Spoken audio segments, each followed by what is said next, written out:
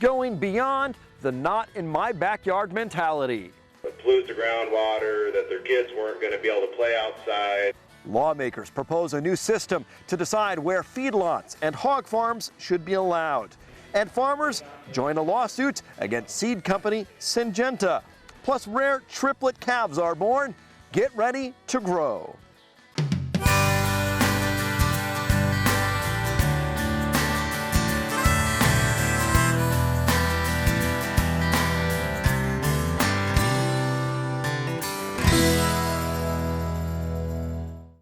The debate over livestock expansion heads to the state capitol. That's our top story on this episode of Grow. Lawmakers have proposed a scoring system, factoring things like odor and manure control and economic impact to help counties make those difficult decisions.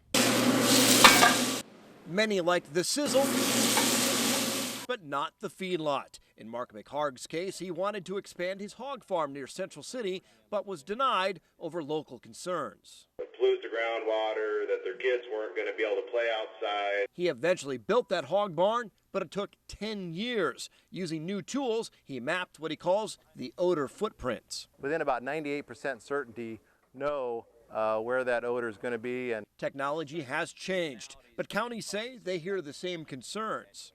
Many of those reasons over the years have been based on emotions, things of people simply saying, not in my backyard. But counties want the tax base and jobs from livestock. County commissioners across the state have worked with Farm Bureau and the cattlemen, proposing a scoring system to help make those local decisions. Which will allow them to go through step by step by step and document the fact that they're using science to deny or grant a permit. LB 106 would also create an appeals process if a farmer felt county commissioners had made an arbitrary decision. And we've heard loud and clear from the commissioners as far as this permitting process, we've got to make it fair. Mark McHarg says he's alarmed. Nebraska's not holding its own in dairy and hog numbers. A university report backs that up, and he says livestock expansion could help small communities grow. Grow in our schools, our churches, and the businesses. Livestock really adds a lot of value just because of the labor to care for animals the way they need to be cared for.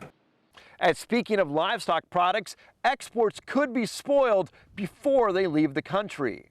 Senator Deb Fischer led a committee hearing this past week looking into disruptions at West Coast ports. Congressman Adrian Smith also speaking out. He blames workforce disputes and says that could have a real impact on the export of Nebraska-produced meat. That hurts American consumers, that hurts American producers, and I hope that they could get this dispute ironed out. You know, especially for agriculture and say pork and beef, it can't just sit there forever, and so it can be very damaging with the impasse that is currently in place. West Coast ports are vital because Asian nations like Japan are huge trade partners with the U.S. If there's a payout from more than 200 lawsuits pending against Syngenta, could Nebraska producers get a cut? Megan Johnson spoke with one attorney who says yes.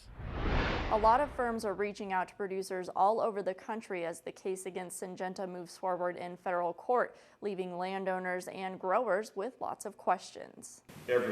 Omaha attorney Dave Domina says there's interest from Nebraska farmers about what pending lawsuits against Syngenta means for them. We've had these meetings from Cedar County in the northeast corner of the state to Cambridge in the southwest. And we'll have some more of them because we keep getting asked to do more of them. Domina is talking with farmers and landowners like Julie Bringleson about the suits trade companies like Cargill and now producers are bringing against Syngenta after a genetic trait in seeds the company sold caused China to ban U.S. corn imports for more than a year. I just figured there's something I need to learn about this. I didn't think it was a problem for me because I didn't think we planted Syngenta. Domina says this is an injury to the market case, so a farmer didn't have to plant the certain Syngenta trait to have a claim because it's less about why China rejected the corn and more the fact that they did. They don't complain about GMO corn and they don't say Syngenta's products are bad. It's all about whether a particular corn trait adversely affected the U.S. export market to China and therefore diminished the price. Syngenta says the suits are without merit. that the trait with extra resistance to certain pests known as Viptera or MIR 162 was okayed for growth in the U.S. back in 2010. Strict liability. Dominus says number 2 yellow corn grown between 2011 and 2014 makes Nebraska farmers eligible, but depending on how the suits are classified, time may be running out for claims on 2011 crops. A class action stops the statute of limitations, but right now these are mass actions. There's a pretty good chance they'll continue that way, and that requires that a producer do something pretty quickly here to protect himself.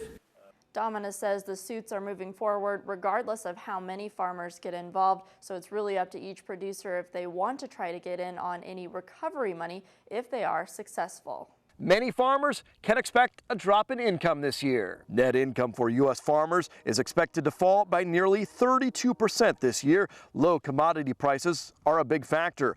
Local bankers are also watching as the price of fertilizer and seed go up. A local farm manager and real estate associate says property taxes are a huge expense right now.